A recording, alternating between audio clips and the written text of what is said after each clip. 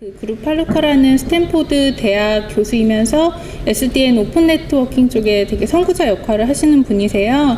저희 세미나를 위해서 특별한 시간 내주셔서 다시 연결 한번 진행해 보려고 하니까요. 조금만 양해의 말씀 부탁드립니다. Hi, group. Hello. Okay. Can you start? Okay. You are able to hear me now? Yes. We are clear. I'm giving my own voice. So it's difficult to speak. Is there anything you can do to mute or something? Okay. Okay. This is my trailer. So let me get started. So I'm going to share a few messages about software-defined networking in terms of opportunities and challenges. Let me begin with what is software-defined networking. I believe most of you know what it is, but let me give you a quick introduction the way we look at software-defined networking. SDN, as we call it, has a few ideas. There are simple ideas. The first idea is separation of data and control plane. In today's network, the controlling data is embedded into individual devices. And as a result, it becomes too difficult to program and they are too difficult to manage. So the first thing we do is separate the control plane out of the boxes. The second thing that is critical to software-defined networking is a vendor-agnostic interface between the control plane and the data plane. And this is a protocol that we call OpenFlow. And this is also layer independent. It can be layer 1, layer 2, or layer 3. And so this can control any kind of operating device using OpenFlow protocol. Then the next thing about SDN is network operating system. And one of the jobs of network operating system is to build what we call network maps. So network operating system talks to different devices, different forwarding devices in the network. And then it builds a network map that is a central map that you can imagine sitting in the memory or sitting in a database locally. Then we have a well-defined interface to this network map on top of which you can write these applications such as routing, traffic engineering, and mobility management, and many others. But once you have a local network map, then writing these applications becomes very, very difficult because these applications are directly working on the network map. And that is in many ways the power of SDN. That writing these applications become very difficult because it is operating, those applications are operating on the network map. Okay, so this is SDN. Now there is one more abstraction that we introduced. Rather than having those applications directly working on the global network view, what we do is we can introduce the concept of virtualization. So the network virtualization introduces much simpler network map, or it introduces much simpler network model that makes it much easier to write the control program or those applications like routing, traffic engineering, or mobility management. So essentially, this is the definition of SDN, and I suppose most of you are familiar with this definition. Now, the next point I want to make is that SDN is in early stage of development. It is still very early, and a lot of things are not defined about SDN, and as a result, SDN allows a number of research opportunities. So here is the same picture in terms of the forwarding devices and all of the abstraction. Now, when you think about research opportunity or opportunity to do interesting work or innovative work, it can be done in one of these three dimensions. We can see abstractions. So we want to define different types of abstractions. Currently, we think about it like network maps, virtual network, big connectors. But these are not necessarily the final answers. We can still think about what are the right abstractions that we want to define in the control plane. Then the second dimension is systems. we have opportunity to build all different types of systems that incorporate abstractions that we are talking about. Okay, so let me give you an example. So when we think about abstractions, these are abstractions, and we can invent more abstractions if we like. Then there are the different systems that we can build in order to realize the abstractions. Like OpenFlow optimized states, network operating system, virtualization systems, programming systems, and network troubleshooting tools, and so on and so forth. Another dimension to networking research that is enabled by SDN is we can think about how to build it, how to make it more reliable, secure, scalable, and high performance.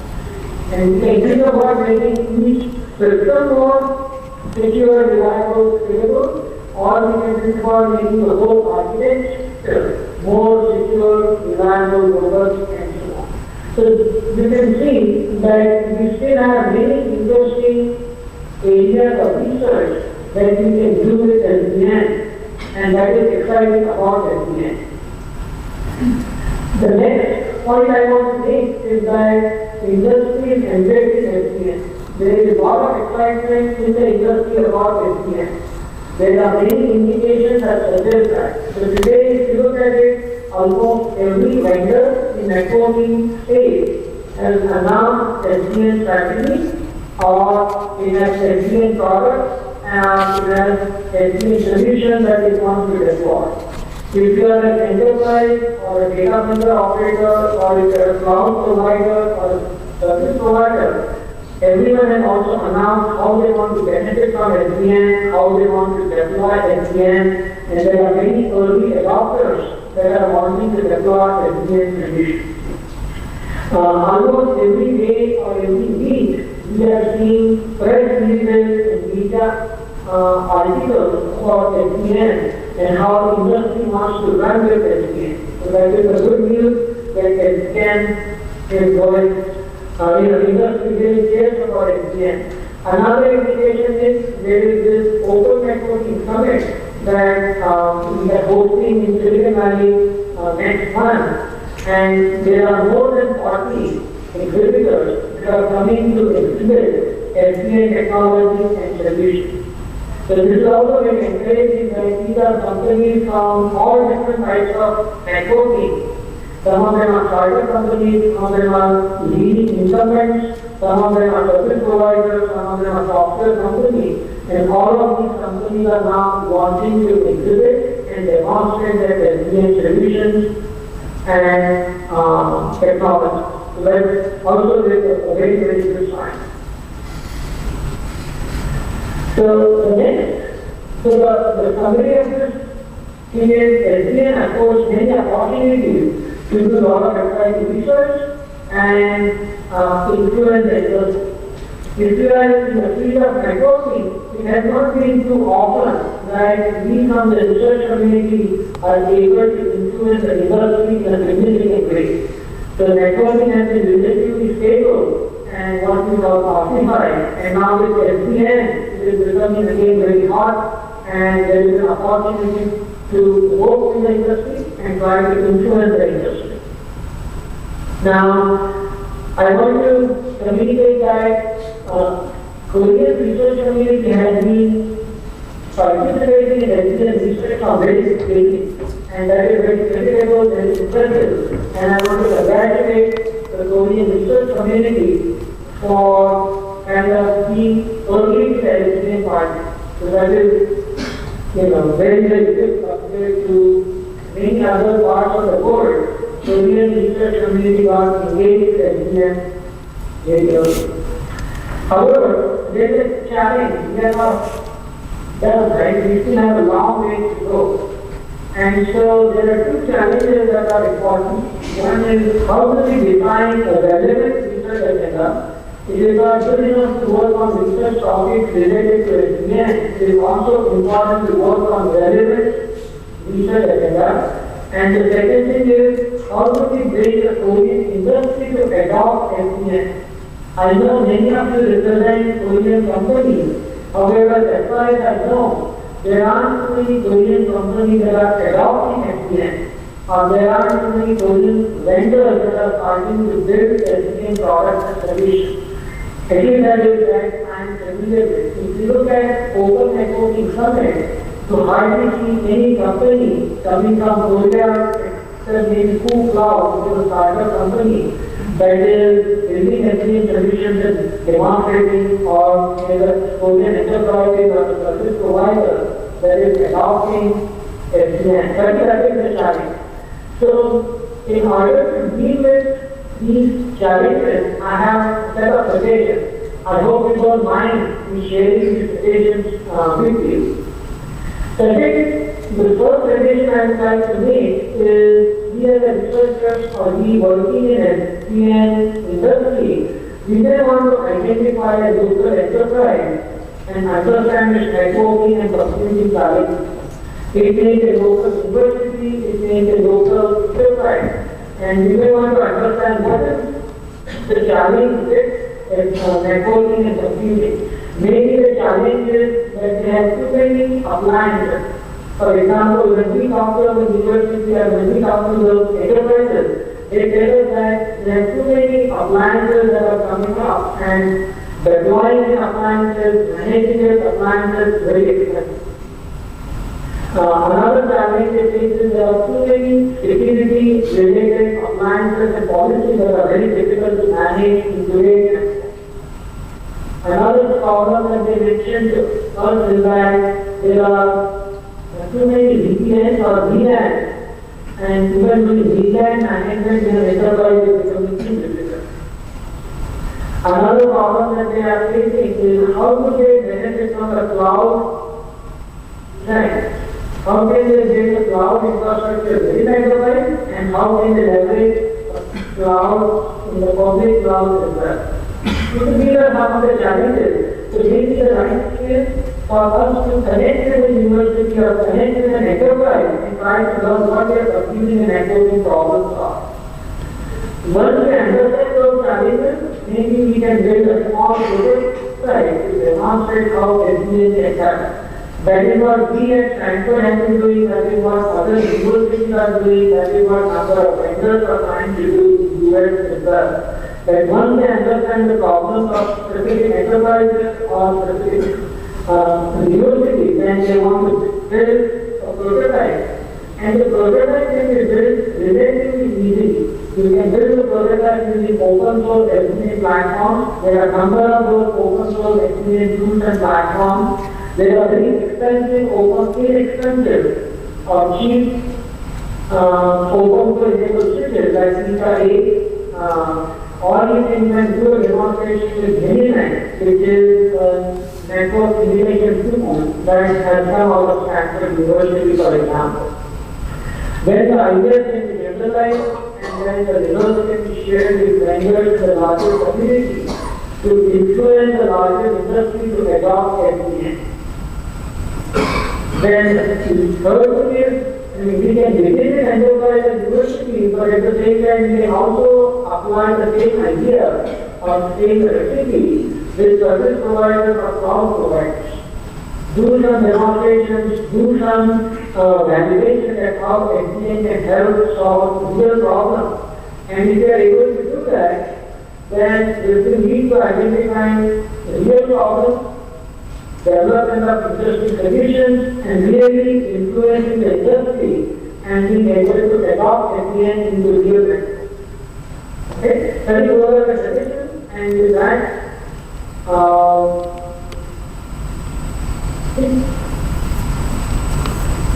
this is my last slide. So I'm happy to take any questions, or if you have any comments, I'm happy to hear them.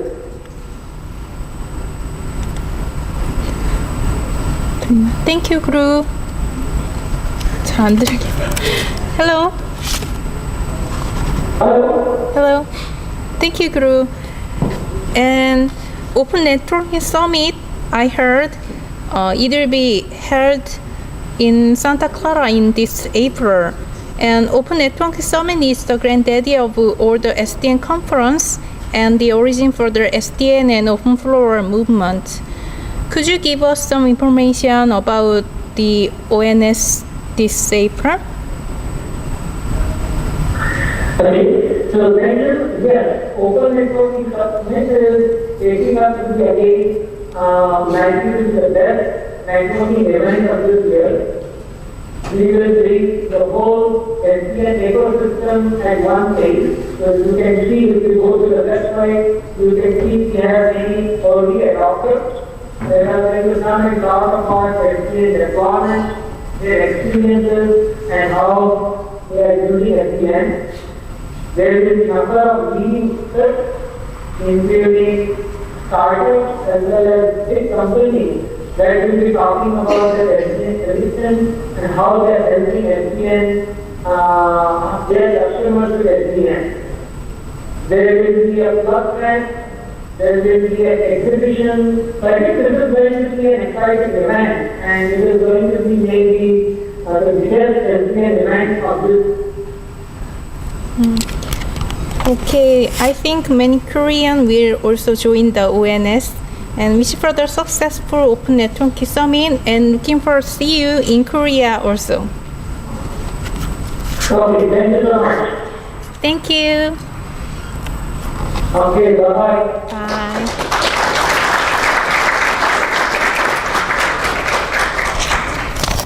네, 저희가 이분 외에 빈트 서프라고 인터넷의 아버지로 유명하시죠. TCP/IP를 개발하신 빈트 서프님께서도 저희 세미나를 위해서 메시지를 보내주셨습니다. 그래서 저희 키노트를 대신해서 이 동영상도 한번 같이 보도록 하겠습니다.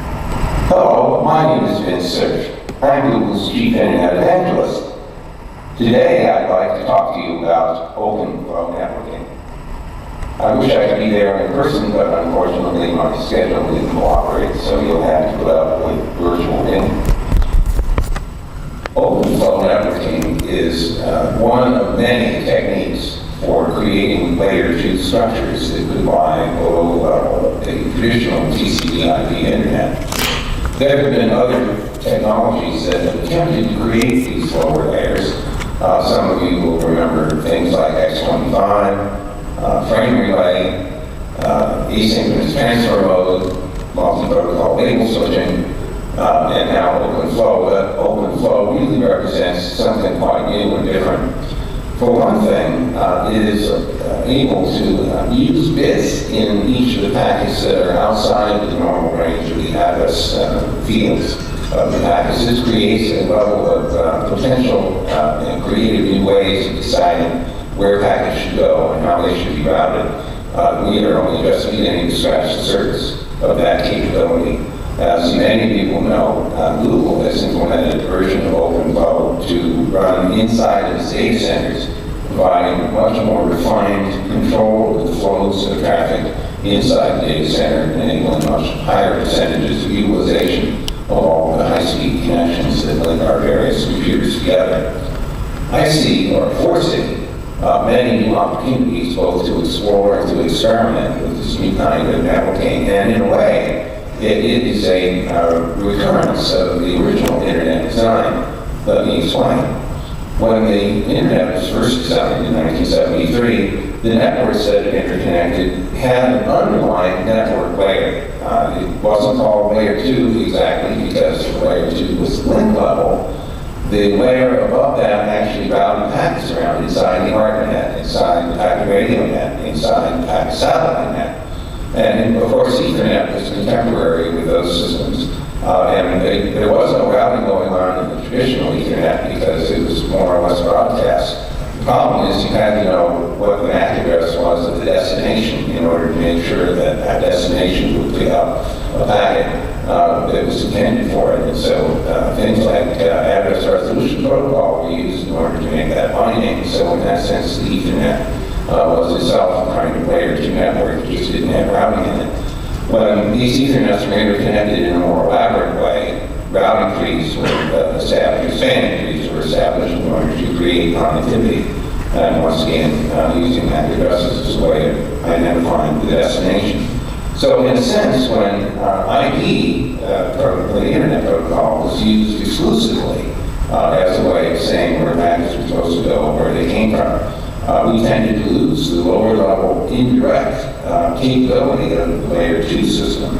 to route traffic from one place to another. It gave a flexibility that had diminished as we focused so heavily on the IT layer. With the introduction of software-defined networking, and in particular in the form of OpenFlow, we now have regained a substantial degree of flexibility as to how packets are routed in the net, independent in some sense of the IP addresses that guide their ultimate destination.